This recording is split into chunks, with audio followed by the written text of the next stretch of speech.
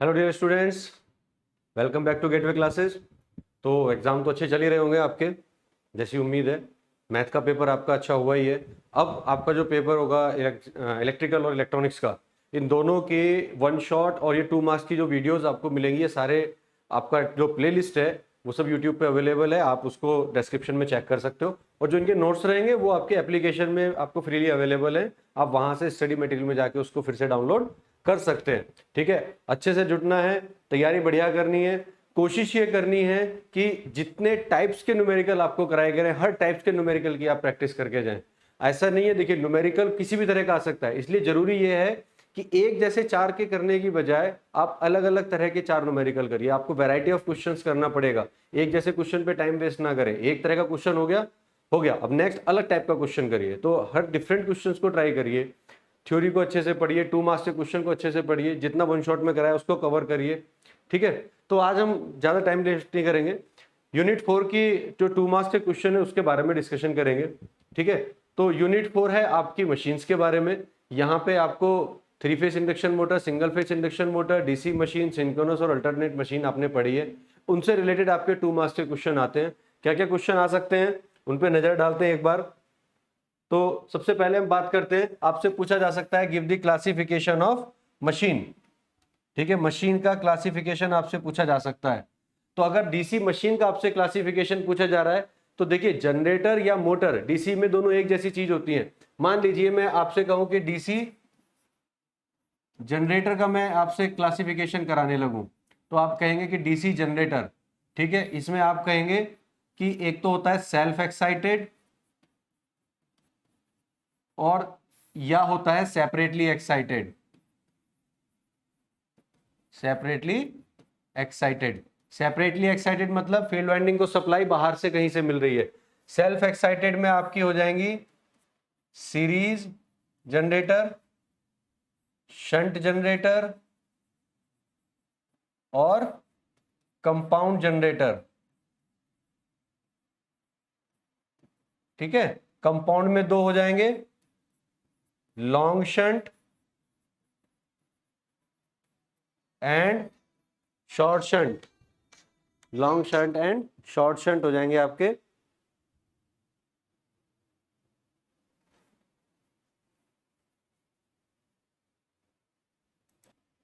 जी, तो long shunt और short shunt. ठीक है, तो इतने टाइप के आपके जनरेटर हो जाएंगे। सबसे पहले कैटेगरी बनाई हमने self excited, separately excited. Self excited में सीरीज हो गया, शंट हो गया, कंपाउंड हो गया। कंपाउंड में भी दो तरह के होंगे, लॉन्ग शंट और शॉर्ट शंट। सीरीज का मतलब क्या है कि यहां जो आर्मेचर है, ये आर्मेचर का सिंबल होता है। ठीक है ना, इसका रेजिस्टेंस होता है आर ए, ये आर्मेचर का सिंबल है। इसमें जो फील्ड वाइंडिंग है वो सीरीज में कनेक्टेड होगी, ये फील्ड वाइंडिंग है। ये आपकी फील्ड वाइंडिंग आर्मेचर के साथ सीरीज में होगी। शंट में क्या होगा, जो आर्मेचर है, इस आर्मेचर के साथ फील्ड वाइंडिंग पैरेलल में होगी, तो ये हो गया शंट। ठीक है, ये हो गई, ये हो गया शंट जनरेटर। ठीक है ना।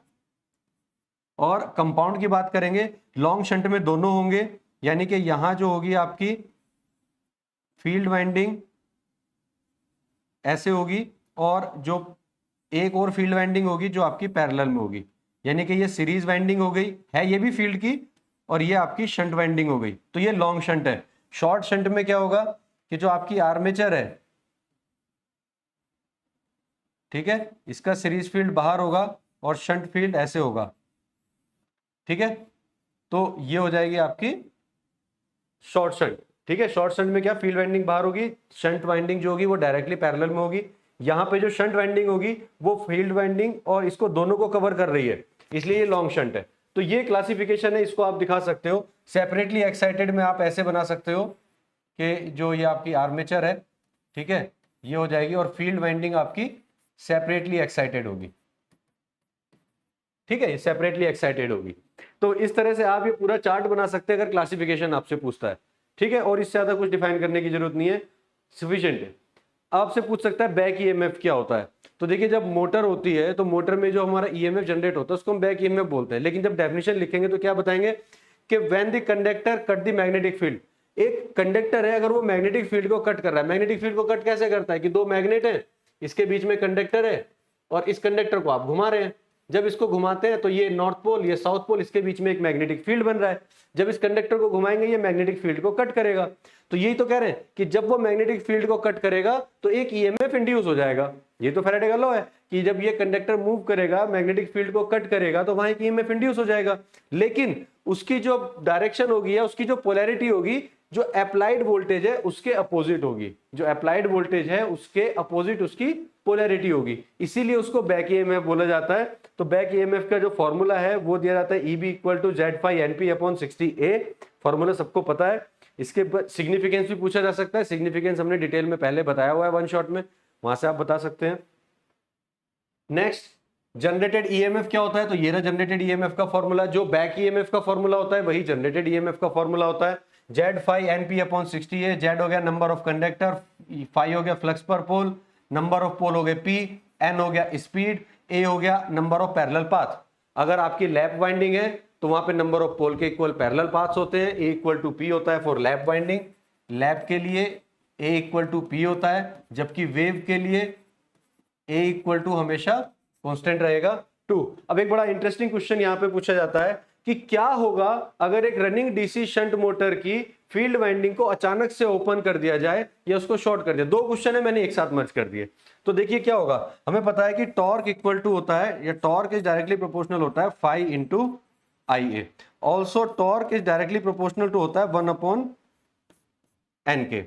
अब ये आपकी सपोज शंट मोटर है, हम पहले शंट मोटर बनाते हैं, ठीक है ना। शंट मोटर हमने बनाई, ये इसकी फील्ड वाइंडिंग है। फर्स्ट ले रहे हैं, अगर हम इसको शॉर्ट कर दें, अगर हम इसको शॉर्ट कर दें, मान लीजिए ये आपने शॉर्ट कर दी, ठीक है ना। अगर ये आपने शॉर्ट कर दी तो आप सोचिए ना कि ये जो करंट है ये ऐसे जा रही है। अब इस करंट को जाने के 3 रास्ते मिल रहे हैं, 1, 2 एंड 3। करंट हमेशा लो रेजिस्टेंस पाथ फॉलो करती है। अगर उसको शॉर्ट सर्किट मिलेगा तो करंट सारी की सारी हमारी शॉर्ट सर्किट से जाएगी, यानी कि जो आर्मेचर करंट है वो तो हमारी ऑलमोस्ट 0 हो गई। तो अगर हमारी आर्मेचर करंट जो है IA = 0 हो जाएगी तो टॉर्क कितना हो जाएगा? Torque will be equal to 0। Torque मिलेगा ही नहीं, और अगर टॉर्क नहीं मिलेगा तो हम कह सकते हैं motor will stop, motor will stop rotating, motor जो है वो रुक जाएगी, ठीक है। वहीं अगर मैं इसी केस में मोटर इस फील्ड वाइंडिंग को ओपन कर दूं, फील्ड वाइंडिंग को अगर मैंने क्या किया, ओपन किया, अगर फील्ड वाइंडिंग को ओपन करेंगे तो फील्ड वाइंडिंग में कोई करंट नहीं जाएगी। फील्ड वाइंडिंग में कोई करंट नहीं जाएगी तो मैग्नेटिक फील्ड कैसे बनेगा? मैग्नेटिक फील्ड नहीं बनेगा, यानी कि वहां पे फ्लक्स नहीं बनेगा। तो अगर आपने ओपन कर दिया तो ये जो फ्लक्स है आपका ये बहुत रिड्यूस हो जाएगा, बहुत ज्यादा कम हो जाएगा। और हमें पता है कि torque is directly proportional to होता है फाई IA और इनवर्सली प्रोपोर्शनल होता है 1/N। या आप ये भी कह सकते हैं कि EB is directly proportional to होता है N × फाई के। अब EB को हमें कांस्टेंट रखना है, बैक EMF की नेचर है वो अपने आप को कांस्टेंट रखने की कोशिश करेगा। अगर फाई कम हो रहा है तो स्पीड आपकी बढ़ेगी, तभी तो ये पूरा का पूरा फैक्टर कैसा रहेगा? कांस्टेंट बनेगा। अगर इसको कांस्टेंट रखना है, फाई रिड्यूस हो रहा है तो N को बढ़ना पड़ेगा, तभी तो कांस्टेंट रहेगा। तो हम क्या कह सकते हैं कि अगर फाई बढ़ रहा है या फिर N जो होता है वो इनवर्सली प्रोपोर्शनल होता है 1/फाई के। अगर फाई रिड्यूस हो रहा है तो N जो है वो बहुत ज्यादा बढ़ेगा। तो हम क्या कहेंगे कि अगर आपने फील्ड वाइंडिंग को ओपन किया तो speed will, motor will run, speed will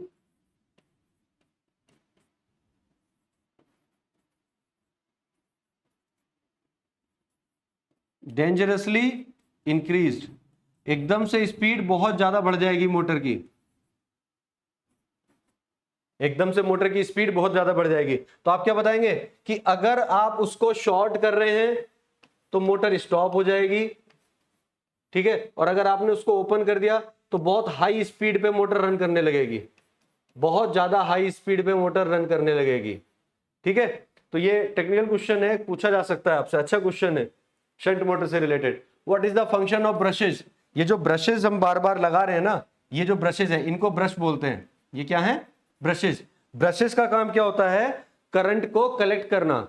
जो हमारी आर्मेचर पे करंट डेवलप हो रही है उस करंट को लेके बाहर के सर्किट तक पहुंचाने का काम कौन करता है? ब्रशेज। तो ब्रशेज में स्प्रिंग लगे होते हैं जो कम्यूटेटर से अटैच होते हैं, कम्यूटेटर पे करंट आएगी, वहां से करंट ब्रश के थ्रू होती हुई आउटर सर्किट में जाएगी। तो बेसिकली जो ब्रशेज का काम होता है वो क्या होता है? करंट को कलेक्ट करना, ठीक है, और इसको बाद में आर्मेचर को सप्लाई करना।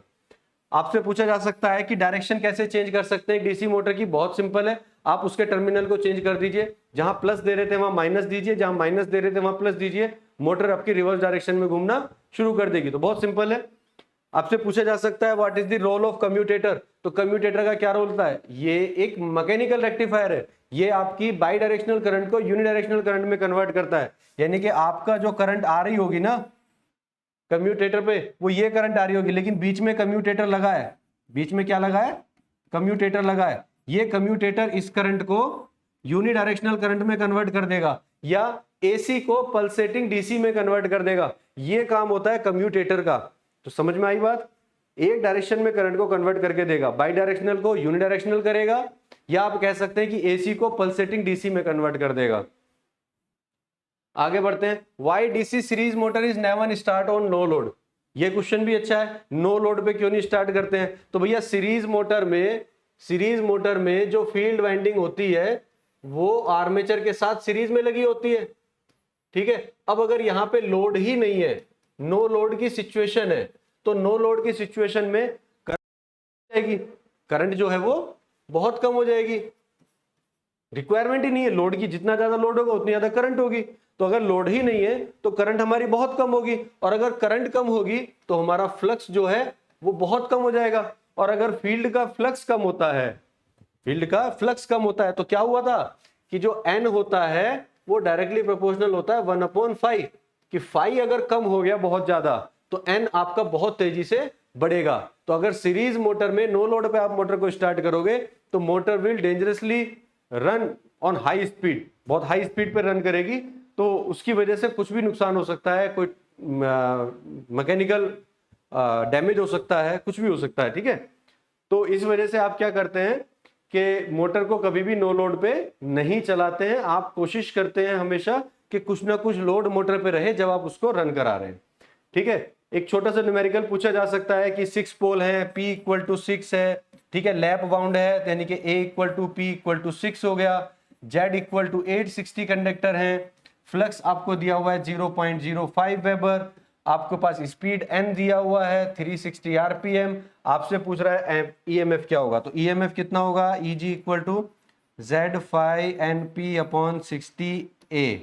फॉर्मूले में रखिए, वैल्यूज को निकालिए। बड़ा आसान सा क्वेश्चन, डायरेक्ट फॉर्मूला बेस, आपसे 2 नंबर में भी पूछा जा सकता है। आपसे पूछा जा सकता है फील्ड वाइंडिंग का फंक्शन क्या होता है? बार बार क्वेश्चन में रिपीट हो रही है चीजें कि फील्ड वाइंडिंग का काम होता है कोर को मैग्नेटाइज करना या मैग्नेटिक फील्ड डेवलप करना। आर्मेचर के लिए मैग्नेटिक फील्ड डेवलप करना। भाई आर्मेचर घूमेगी किस में? फील्ड में तो घूमेगी, तो वो फील्ड डेवलप करने का काम कौन करता है? फील्ड वाइंडिंग, ठीक है जी। आगे बढ़ते हैं। Application of synchronous motor. Synchronous motor की बात करें तो सिंक्रोनस मोटर कांस्टेंट स्पीड पे रन करती है। तो जितनी भी एप्लीकेशन, जहां पर भी आपको कांस्टेंट स्पीड की रिक्वायरमेंट होगी वहां पर आप सिंक्रोनस मोटर को यूज कर सकते हैं। सेकंड, एक ओवर एक्साइटेड सिंक्रोनस मशीन का पावर फैक्टर पॉजिटिव होता है या इंप्रूव्ड होता है। तो पावर फैक्टर करेक्शन के लिए भी आप एक ओवर एक्साइटेड सिंक्रोनस मोटर, ये जरूर वर्ड लगाइएगा, ओवर एक्साइटेड की केस में ही ऐसा होता है।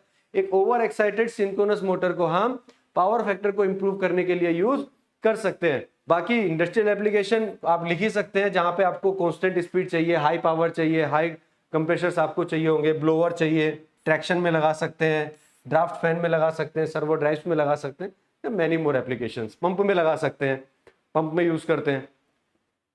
एक क्वेश्चन पूछा जा सकता है, can induction motor run at synchronous speed? तो आपका आंसर होगा नो। एक इंडक्शन मोटर कभी भी सिंक्रोनस स्पीड पे रन नहीं कर सकती है, क्योंकि जब सिंक्रोनस मोटर की बात करते हैं तो वहां पे जो स्लिप होती है वो ns - nr पे डिपेंड करती है। अब अगर आपकी इंडक्शन मोटर सिंक्रोनस मशीन पे स्पीड पे रन करेगी तो nr will be equal to ns and then ns - nr will become 0। और अगर ये रिलेटिव स्पीड 0 हो गई तो कोई EMF प्रोड्यूस नहीं होगा, और EMF प्रोड्यूस नहीं होगा तो करंट नहीं होगी, करंट नहीं होगी तो फोर्स नहीं होगा, और फोर्स नहीं होगा तो मोटर विल नॉट वर्क। यानी कि एक इंडक्शन मोटर कभी भी आपका सिंक्रोनस स्पीड पे रन नहीं करती है, इस वजह से नहीं करती है।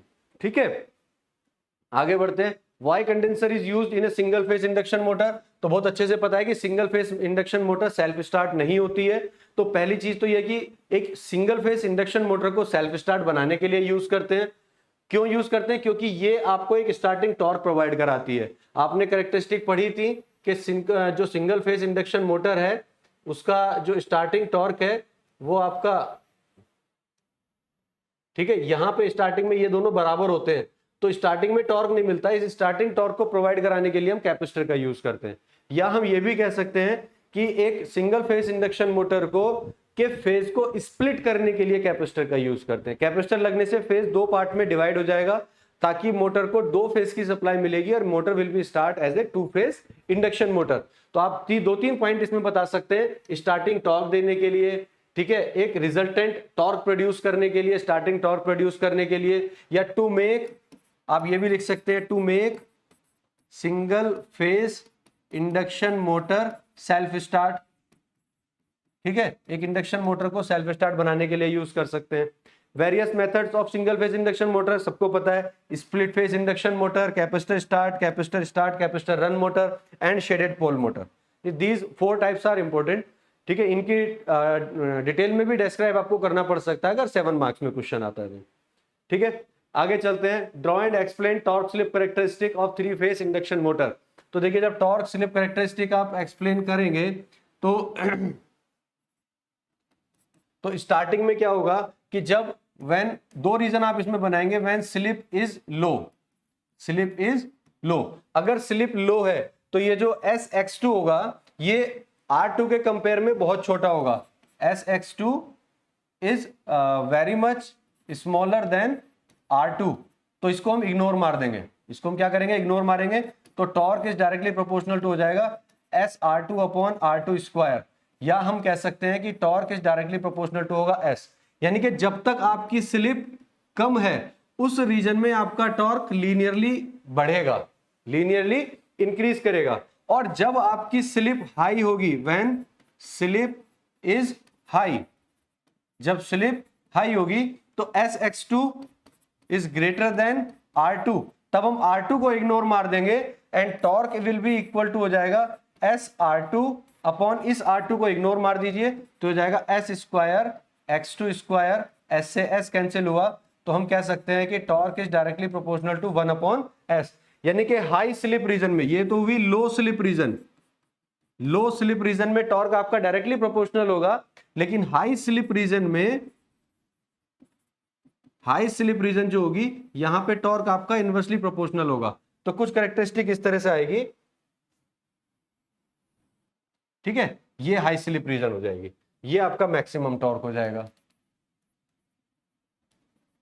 ठीक है, तो इस तरह से आपकी टॉर्क स्लिप कैरेक्टरिस्टिक बन जाती है। एप्लीकेशंस कहीं ना कहीं आपसे पूछे जाने के चांसेस हमेशा रहते हैं, तो मैंने पहले भी कहा था कि एप्लीकेशंस आप याद कर लीजिए।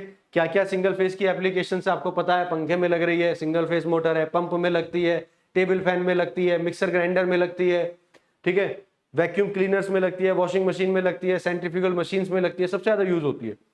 ठीक है, give the expression of speed in terms of pole and frequency. तो यार ये तो सबको पता है, NS equal to 120 F upon P। ये क्वेश्चन इस तरह से पूछ लेते हैं, मतलब आपको लग रहा होगा यार बड़ा सिंपल सा क्वेश्चन है, क्यों दिया सर ने, बट ये पूछ लिया जाता है और कभी कभी ये भी याद नहीं आता है। What is the function of slip rings? तो स्लिप रिंग का फंक्शन क्या है? जो आपकी इंडक्शन मोटर है, दो तरह की मोटर होती है, एक स्क्वायरल केज और एक स्लिप रिंग इंडक्शन मोटर। तो जो स्लिप रिंग वाली है उसमें स्लिप रिंग क्यों लगाए जाते हैं?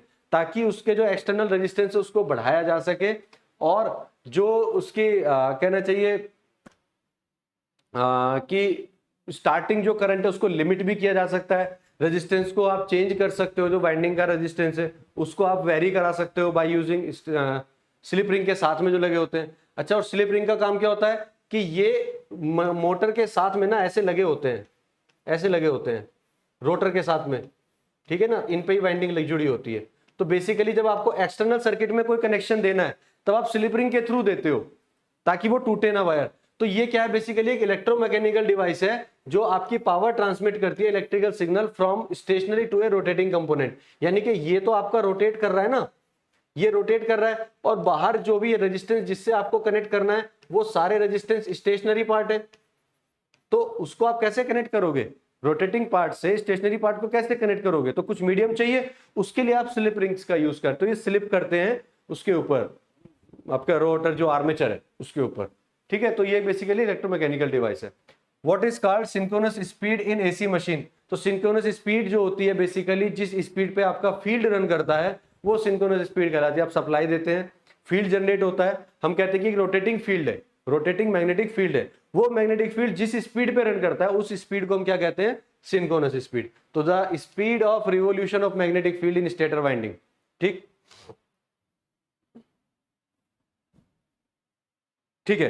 तो यूनिट 4 में ऑलमोस्ट इतने ही क्वेश्चन थे, और भी क्वेश्चंस आप कर सकते हैं, छोटे छोटे न्यूमेरिकल्स को ट्राई कर सकते हैं, ठीक है। मेरी कोशिश ये थी कि जितने ज्यादा क्वेश्चंस मैं आपको बता पाऊं उतने क्वेश्चंस आपके आ जाए। ज्यादातर क्वेश्चन यहीं से पूछे जा सकते हैं, एक्सेप्शन कुछ भी हो सकता है, लेकिन उम्मीद यही है कि आपसे यहीं से ही क्वेश्चन मिलेंगे, ठीक है। तो अच्छे से तैयार करिए, गुड लक। नेक्स्ट वीडियो में आपको यूनिट 5 कराएंगे, ठीक है, ओके।